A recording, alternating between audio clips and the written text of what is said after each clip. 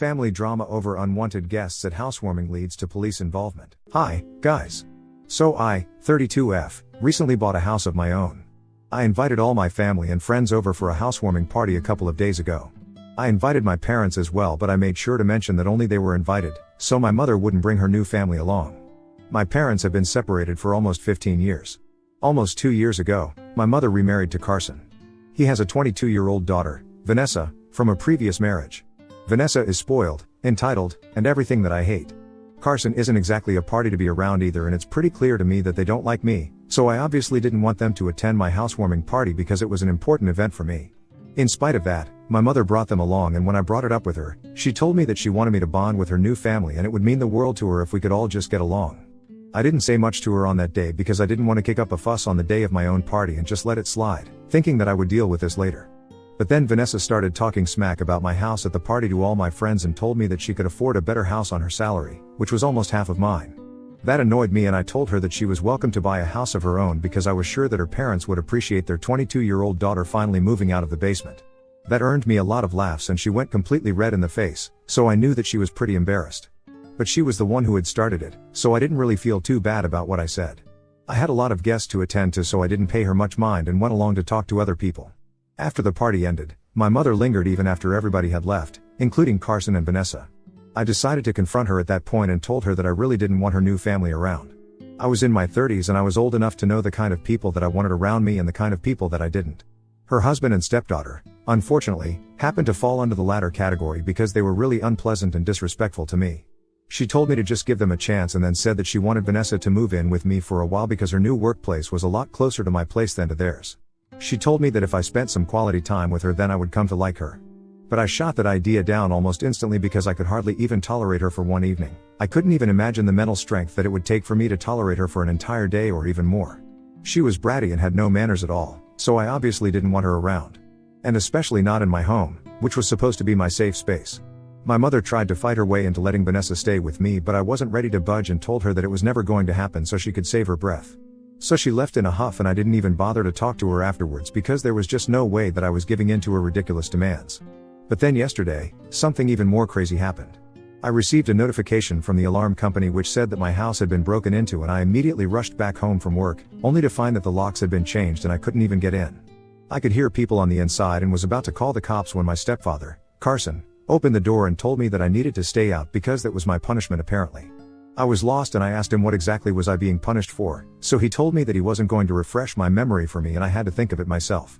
He'd had the audacity to give me a hint and reminded me of the instance that I had this respected Vanessa in my own home at the party the other day. And now, he said that they were taking over my house because I'd already had the chance to agree to do it nicely, but I had refused and sent my mother home crying and all upset because of the way I behaved with her. Carson told me that he decided that I needed to be taken down a peg or two and he was going to make sure that it happened. I laughed in his face and told him that I was going to call the police and make sure that he was thrown out, along with his daughter. Because they had absolutely no business taking over my house as if it was some stupid game. Then things got even more frustrating and he told me that he knew I wasn't going to do anything of the sort because then, my mother would be really upset with me and would never speak to me again. Because I knew the kind of experience she'd had with cops and she didn't really like them. My mother had a really bad history with police and she even hated the thought of having them even if there was a crime that was being committed. So she really would never forgive me if I involved the cops in this. And I was acutely aware of it. He even said to me that Vanessa apparently deserved to live in this house more than I did, then left me on the porch and slammed the door shut in my face. I realized then that there was really nothing I could do, except to call the police and hope for the best because clearly, Carson and Vanessa weren't going to leave on their own. So I called the police and within an hour, I was having them evicted from the premises, which was lucky, because Vanessa had actually started unpacking her stuff. Carson could barely get over the shock of what had happened because he hadn't been counting on me to call the police like this. Because of my mother's past experiences with the cops. I knew that my mom wasn't going to be happy about this, but I still did it. I knew she had trauma related to the police, but my hands were tied here. I really couldn't do anything apart from get the cops involved. I received a call from her about an hour ago and she wasn't even mad at me, which I guess was more disappointing than if she actually had been pissed off. She sounded legitimately upset and told me that if I really didn't want to give Vanessa a chance to live with me and prove that she wasn't as bad as I believed she was, then I should have just called her and she would have put an end to it. But she couldn't forgive me for calling the police and having them evicted so nastily like how I did. And told me that she would never speak to me again because to her, what I did first was pretty much unforgivable. It broke my heart because of how sad she sounded and it didn't feel like she was enjoying this at all. Usually, my mother's all for the drama, but this time it was different, as if she was actually disappointed in me and I couldn't take that. I apologized to her in spite of myself, knowing that I had no fault in any of this, but she still disconnected the call and blocked me.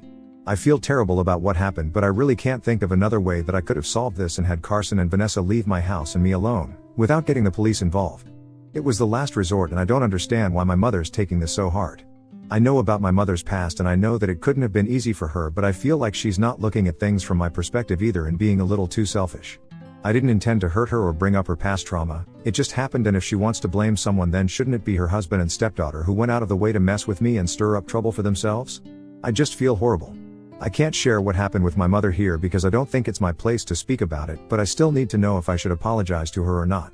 Ida, for calling the cops on my stepdad and stepsister in spite of my mom's bad experience with cops. Update 1. Okay, I didn't want to talk about this because, like I said, I didn't think it was my place to discuss it without my mother's prior consent. But I think it's okay because this is obviously going to be anonymous and nobody will be able to figure out who she is just from one Reddit post. Besides, I think it's important to mention exactly why she was so traumatized by cops, because otherwise, you guys won't have enough context to come to a conclusion regarding this. Like I'd said, my mother broke up with my father almost 15 years ago. Her first boyfriend after breaking up was a cop, and I guess you guys already know where this is going. He was literally one of the most toxic people that I, or literally anyone, could ever come across, and it was a miracle that he'd managed to string my mother along for more than 2 years. He used to put her down all the time and would make sure that he absolutely shattered her self-esteem. He'd also isolated her from pretty much everybody in her life, and she would meet me about once or twice a month while she was with him. And even then, she seemed very out of it, as if she wasn't even there with me. After almost a year, she was forced to stop seeing anybody at all because her boyfriend didn't like the fact that she still had ties to her past life and wanted her to give up all of that if she really wanted to be with him. He was jealous, petty, and insecure, and I don't think I would wish a boyfriend like that even on my worst enemy. The relationship ended only because he ran away with one of his coworkers in the middle of the night and left my mother nothing but a letter saying that he didn't want to be with her anymore and had been having an affair for almost 8 months before he finally made a run for it. My mother was depressed for almost a year after that, and I don't know what happened, but she seemed to have developed a fear of cops and couldn't bring herself to trust them after that.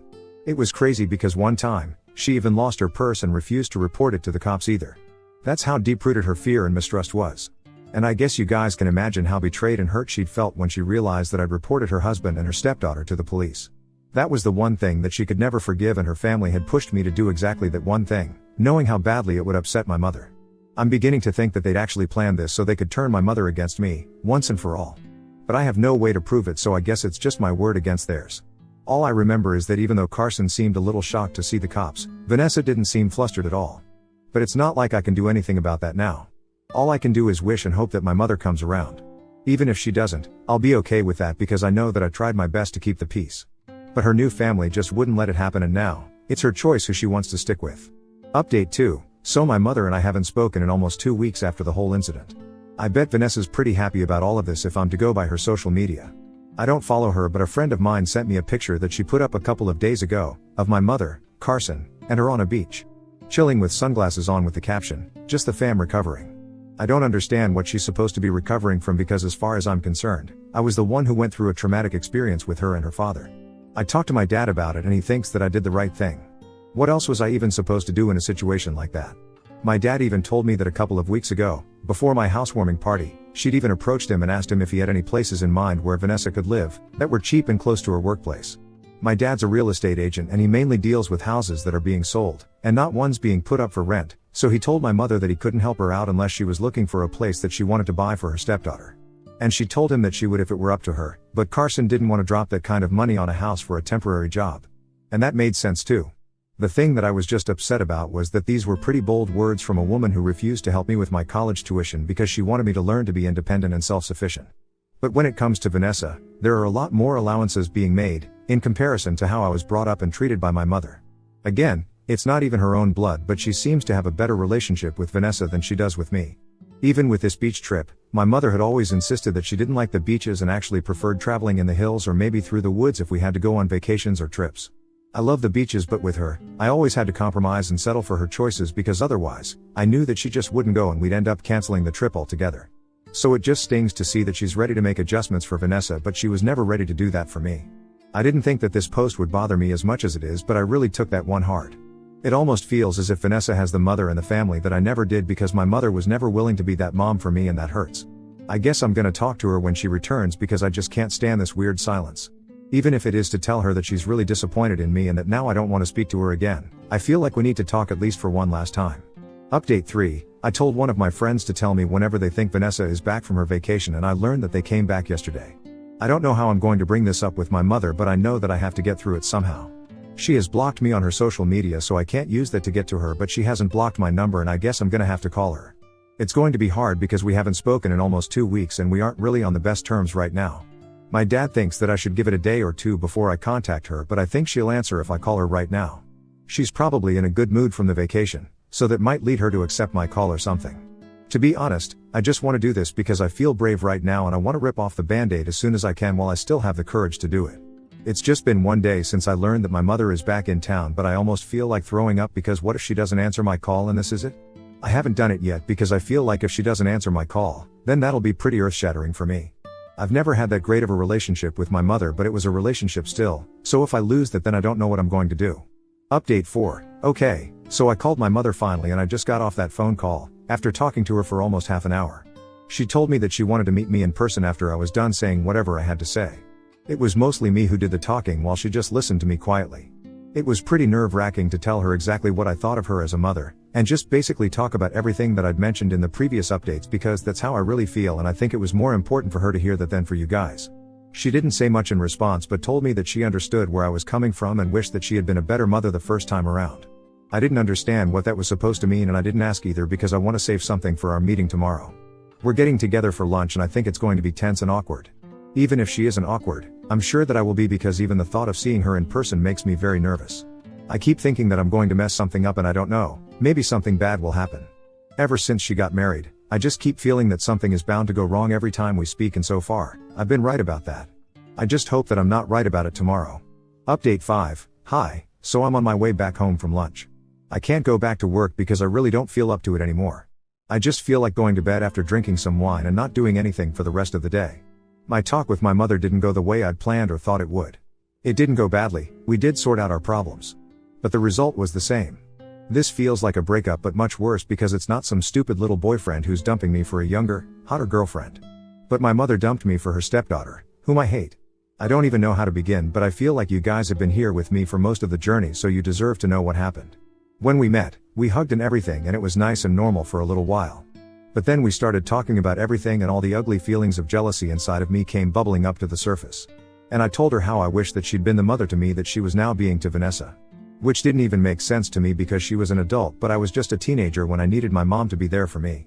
I told her that I felt like I deserved to be treated better by her in the past.